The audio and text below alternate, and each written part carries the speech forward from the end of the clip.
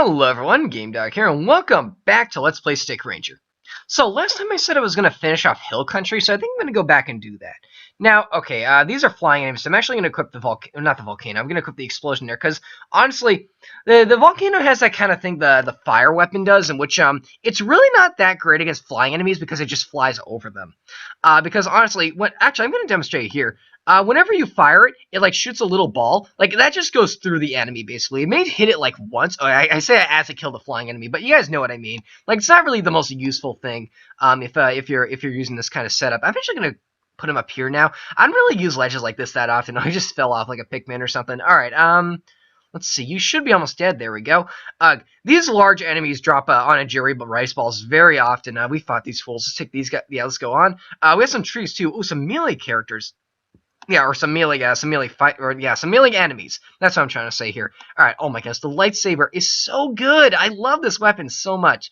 In fact, as soon as it lights up, let's actually take advantage of this. Drag him into this guy. Look how much damage that did. That's quite a bit. That's one of my favorite things to do with the Gladiator. Actually, it makes it so like as long as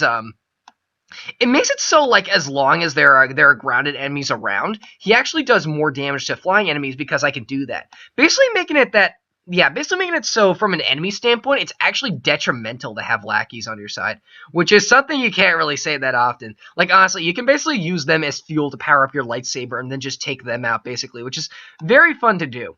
So let's move on here. Let's see. We fought those guys. There aren't really that many enemies in these hill country levels. It's basically just like a shortcut if you want to get to Actually, I'm gonna turn all these guys off. It's basically like a shortcut if you want to get to if you really want to get to the castle that quickly. I don't really recommend going this way though, just because it's really it's not that smart in my opinion to try to go to the castle underleveled. I'm actually going to drag you away. The magician, the priest might be able to take care of you. If you can get close to the ground, I'd really appreciate it. There we go. Please let me just charge up my lightsaber, and then I'll be able to take you out, basically. Okay, they might actually kill my other rangers here. I don't really care, though, because, again, I can always just revive them later, and they're really not that useful against flying enemies anyway. Well, the priest might be, but, oh, yeah. What just happened there? You guys might notice that, okay, something very integral to my play is after a ranger dies, I always try to fling all their body parts to the left here. The reason why is because of what just happened there.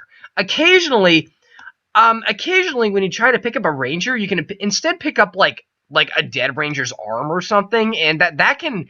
I kid you not, I have lost complete runs because, like, I took too many hits because enemies did that to me. I don't want that happening anytime soon, so if I ever, I do not want that happening anytime soon. So if someone dies, I'm most likely just gonna throw their remains to the left side of the screen where I can control them more efficiently.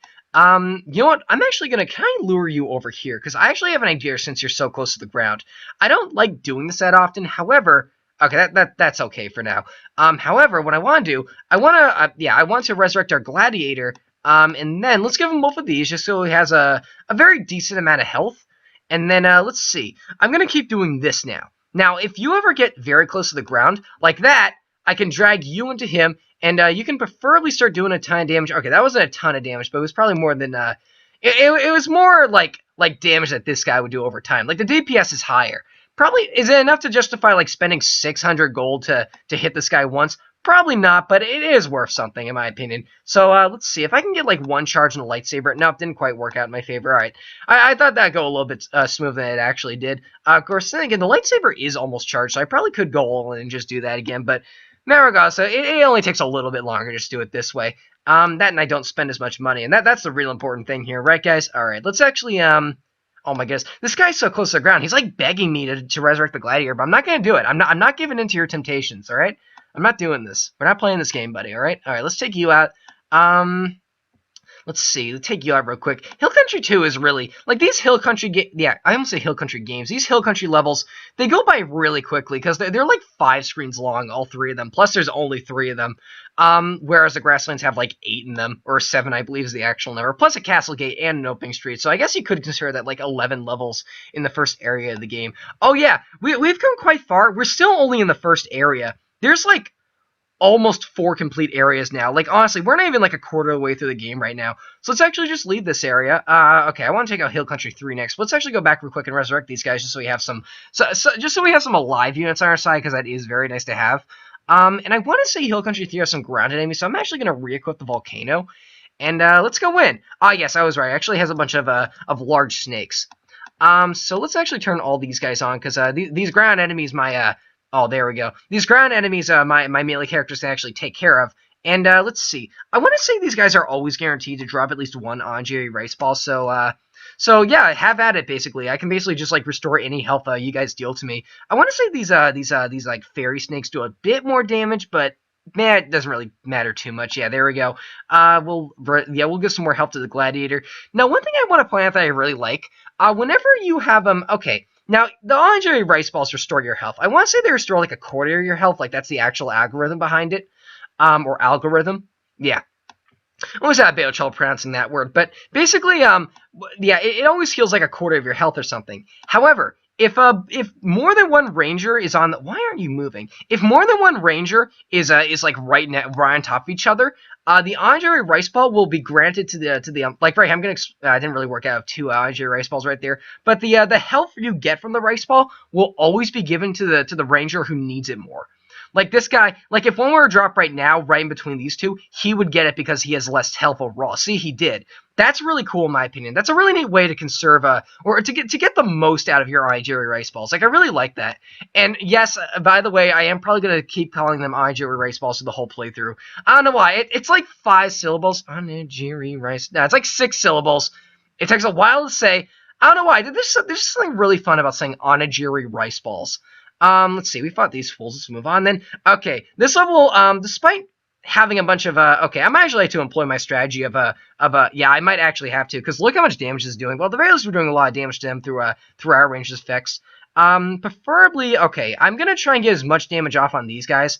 Oh my goodness, I killed like 4 of them at once there. We actually didn't get to see what the boss did. Well, I think he just fires like a 3-shot at you, but honestly, okay, that doesn't happen often, killing the boss before he actually kills lackeys. When it does though, it's so satisfying, because like, honestly, you can see the horror in that man's eyes. He just wants to run away right now, but he can't because he's trapped on this map. All right, let's move back. We actually cleared all 3 of those really quickly. I actually have enough time to actually complete another level. Let's see, what level do I want to complete right now? I'm gonna go back out. Let's see here. Do I want to do the castle? I don't want to do the castle quite yet. I'm going to explain why later. I'm actually going to go over to Forest 2. I don't want to do the lake quite yet either. Let's go to the Forest 2 then. And let's see here. Oh, let's drag these guys away. And then let's do the strategy I did the first time, turn all the melee characters off, and then just have like the long range characters take care of these guys from a distance. It's not really going to take as long because I have the Volcano, and it is like one of the most powerful weapons in the whole game, basically. Let's see here. These guys, yeah, shouldn't really be too big an issue. These guys do fly though, which is a small well, it is a problem in all honesty, but it's not really that big of an issue. So let's take these guys out. Let's see here. Throwing boulders all over the place here. Let me see here. Every 2 shots I fire boulders, which is really neat. Like I really like consistently like that. Let's see. We have some new enemies here. I do want to take them out. Like they're basically like the yellow ones, but they shoot like a 5-shot instead of a. Ooh, that's a good idea. They basically shoot a 5-shot instead of a 3-shot. They're not really too big of an issue though. Now, okay, one thing I want to talk about real quick. I apologize in advance if OBS makes these levels a little bit hard to look at. Because well, there are some levels in this game that have environmental effects, like this mist right here. Like the forest has this little mist going on, and I believe it does. Okay, back when I recorded this with Cam Studio, it actually did make the video a little laggy to watch. I apologize if that is the case, but if it is not though, then I actually like keeping it up there because it actually is a really neat effect. Actually, I just thought of something. I want to look at something real quick. No, okay, I thought something was there that wasn't. All right, let's actually move on though. I want to say we fought all the enemies in this area, so we can actually move on to the boss if we really want to, which I do. So I think we're just going to be doing that. Let's see, just a bunch of those guys. We're going to have a bunch of these guys next, and let's see, one more, and then the boss should be next. There we go. These things have 8 levels to them. All right, that's pretty neat. Let's see here. Let's actually let's try to employ a similar strategy to what we did last time. Let's equip this real quick, just because it's easier to take him out. Let's see, there we go. All right, now let's equip that again, so we can actually take care of this guy a lot quicker. And then let's see. Now these guys, These guys are this big mushroom right here is a pain. He's a real jerk to deal with because his shots he fires only one of them, but they poison you for a cumulative like 10 seconds, and let me tell you, that damage like never stops draining. It's so ridiculous. I'm actually gonna try and get a. Take one for the team, please. Oh no, look how much damage that's gonna do to our priest. Like honestly, and that. Oh my goodness, that did quite a bit actually. So let's see here. Oh, we actually got a new stone right there. That's the second upgrade to the blue stone. You might notice that weapons have numbers behind them, or just about any item has a number behind them. The reason for that is because well, they have like levels too. Like for example, this is a level 2 blue stone, which means it basically means that we'll drag you in there real quick, which basically means that it's going to be doing okay, that's a bit of an issue. Let's revive you real quick. Do not get stuck in the okay, which basically means that they're basically just a little bit more powerful, but do the exact same thing. Like, let's actually pause real quick. Like this blue stone, magic plus 10. The blue stone 1 would increase your magic by 5. So it is a cumulative like plus if you're looking for that kind of thing. Actually, what I want to do, I want to equip that to the magician because the magic stat for him increases his attack power. I mentioned before that like separate stats do different things for different rangers. For the magician, increasing magic increases his attack, which is very good for this enemy or very good for this particular class. So we're actually doing very well right here. We lost like half our rangers and I had to revive one once, but that was just me being an idiot, not really understanding not understanding, but like not really looking at what's going on. Like I thought I had this boss, but honestly, we still beat him anyway. We got a ton of gold for it, so let's actually move on. Oh my goodness, we managed to beat like 4 levels over the course of like 10 minutes here. So let's see here. You know what? I think next time I'm actually going to go after the castle. So there we go. Thanks for watching.